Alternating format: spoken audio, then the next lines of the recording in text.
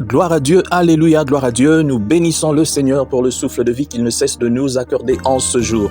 Bienvenue à une minute de prière de ce vendredi 7 juin 2024. Aujourd'hui, le Seigneur a mis en mon cœur le désir de partager avec vous ce passage tiré des Proverbes, le chapitre 28, le verset 9. Je lis au nom de notre Seigneur Jésus-Christ. Si quelqu'un détourne l'oreille pour ne pas écouter la loi, sa prière même est une abomination. Si quelqu'un se détourne ou détourne son oreille pour ne pas écouter la loi, sa prière même est une abomination. Mon frère, ma sœur, j'aimerais bien te dire que le Seigneur a parlé. Il a eu à parler par Ésaïe au premier chapitre, où il disait « Quand vous étendez vos mains, je détourne de vous mes yeux. Quand vous multipliez les prières, je n'écoute pas. Vos mains sont pleines de sang. » Je veux vous expliquer ce que veut dire des mains pleines de sang. Aujourd'hui, l'Église est en train de vivre un moment bizarre, des comportements bizarres, des attitudes bizarres que les enfants des dieux ou ceux qui sont censés être les enfants de Dieu affichent les uns vis-à-vis des autres. Aujourd'hui, on se rend compte que les mêmes personnes qui sont en train de prier, de crier le nom de Jésus sont les mêmes qui font du mal aux autres. Et ce qui est encore pire, ils font du mal à ceux-là avec qui ils se font appeler chrétiens et ils se réunissent. Voilà pourquoi je dis toujours, aujourd'hui, le christianisme est méconnu. Le christianisme est incompris. Il y en a beaucoup qui aujourd'hui appartiennent à des églises, mais pas à la grande famille des enfants de Dieu. Ils sont dans les églises, mais ils ne sont pas dans l'église corps du Christ. Parce qu'en réalité, leurs vies n'ont jamais changé.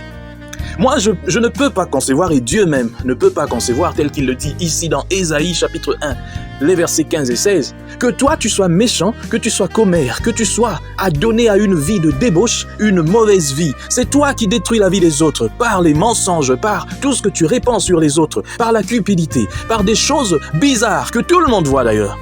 Mais c'est toi aussi qui lèves tes mains pour prier. Tu vas à l'église lundi, mardi, mercredi, jeudi, les dimanches, tu ne manques même pas. Et tout le quartier te connaît. Cette maman-là, elle prie. Ce papa-là, oh non, il prie. Oh, cette fille-là. Oh, ce garçon. Ah non, il aime vraiment le Seigneur. Mais lorsqu'on regarde ta vie, on voit qu'il y a une grande contradiction. Ta vie ne peut pas entrer en contradiction avec ce que tu es en réalité. Ce que tu es, en réalité, c'est ce que les gens voient dans ce que tu fais. Ce n'est pas ce que les gens pensent. Je parle ici de ce que les gens voient parce qu'il y a une certaine spiritualité fausse que les gens ont créé pour afficher, pour donner, étiqueter certaines personnes spirituellement.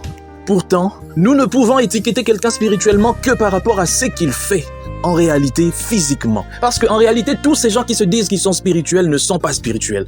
Un être spirituel ne peut pas manquer le Saint-Esprit. Si tu es spirituel mais tu n'as pas de Saint-Esprit, mais ta spiritualité vient de quel esprit? Ça veut dire qu'il y a un autre esprit en toi qui n'est pas le Saint-Esprit. Ça veut dire que toi, tu es un imposteur, un infiltré dans l'église de Dieu. Et ça, il faut que les gens le comprennent bien. Il n'y a personne qui n'a rencontré le Christ et qui n'a pas changé. Toutes les personnes qui ont rencontré Jésus ont changé. Mais toi, tu as rencontré Jésus et tu es tellement fier. Ça fait 20 ans, 25 ans. C'est nous qui avons commencé tel ministère. 30 ans, 40 ans.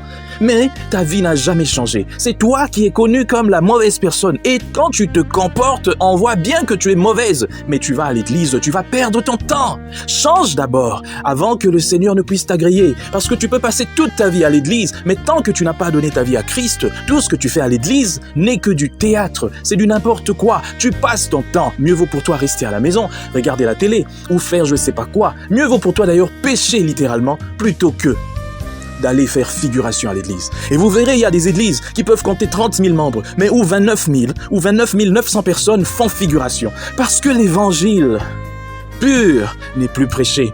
Ceux qui avaient reçu Christ dans les années 80 dans nos pays n'ont pas fait ce travail correctement. Parce qu'après, il y a eu le diable qui est venu, qui a sémé une graine. Et il y a eu des évangiles. L'évangile pur, vrai, a été délaissé au profit des évangiles qui ne mettent pas Christ au centre de tout. Voilà pourquoi il y a des soi-disant chrétiens, je dis soi-disant parce qu'ils n'ont jamais changé. Ils sont à l'église depuis des années, ils sont des diacres, ils sont des je ne sais pas quoi, même des pasteurs, mais qui n'ont jamais changé. Il y en a même qui sont venus au ministère tout simplement parce qu'ils ont fui peut-être la pauvreté, parce qu'ils étaient bloqués, ils n'ont pas fait d'études, ils n'ont pas fait ceci, ils ont échoué dans la vie. Ils viennent, voilà, je veux aujourd'hui devenir pasteur. Il y en a beaucoup qui ne sont pas venus à Christ par conviction. D'ailleurs, ils ne sont pas venus à Christ, qui sont venus à l'église. J'aimerais bien faire cette distinction. On ne vient jamais à Christ par hasard. C'est parce qu'il y a un appel et on répond à cet appel. Mais l'appel est lancé à tout le monde. Tous sont appelés, mais peu sont élus. L'appel est lancé à tout le monde, mais combien répondent à cet appel? Voilà pourquoi aujourd'hui l'église ne cesse de se dégrader. 10 000 églises à Kinshasa, 10 000 dénominations, je dis bien. Mais la pauvreté, la misère, la méchanceté, la cupidité, la sorcellerie et toutes ces choses sont à Kinshasa. Parce que la sorcellerie, ce n'est pas quelque chose qu'on voit seulement spirituellement. Le spirituel est caché. Mais le physique, celui qui est méchant, qui a un mauvais cœur, c'est un sorcier, c'est une sorcière. Parce que un sorcier, vous n'allez pas dire non, c'est quelqu'un qui la nuit. Personne ne le voit la nuit. Mais pendant la journée, pendant le jour, ton cœur qui est mauvais, qui n'a jamais changé, c'est ça, un cœur rempli de sorcellerie, de malice, de méchanceté. Commencez d'abord par changer ce cœur. Si vous ne changez pas ce cœur, quoi que vous fassiez, quel don que vous donniez à l'église, des dîmes ou quoi, même si vous allez tous les jours vous agenouiller, vous irez en enfer, je vous le dis bien. Je ne cache pas les choses, je ne mâche pas mes mots, vous irez en enfer. Si vous ne changez pas de vie, vous n'abandonnez pas votre mauvaise vie, votre fin sera catastrophique. Que Dieu bénisse sa parole, nous prions. Éternel Dieu Père très saint, merci pour cette parole. Je te bénis car toi, Seigneur, tu es ce Dieu qui donne la parole afin de transformer ton Église. Bénis tous ceux qui vont écouter cette parole. Seigneur, touche leur cœur afin que leur vie soit transformée. Ceux-là qui ne t'ont pas encore donné leur vie puissent te donner leur vie afin que, Seigneur, ce monde puisse espérer. Merci, Seigneur, pour ces paroles et pour cette journée. Au nom de Jésus-Christ, nous avons prié. Amen. Chers frères et sœurs, dans le Seigneur, vous avez l'occasion de servir Dieu avec votre temps, avec votre intelligence, mais aussi avec vos moyens. Soutenez, restez unis dans 1 minute de prière chaque jour. Écrivez-nous, envoyez vos dons ici. Que Dieu vous bénisse.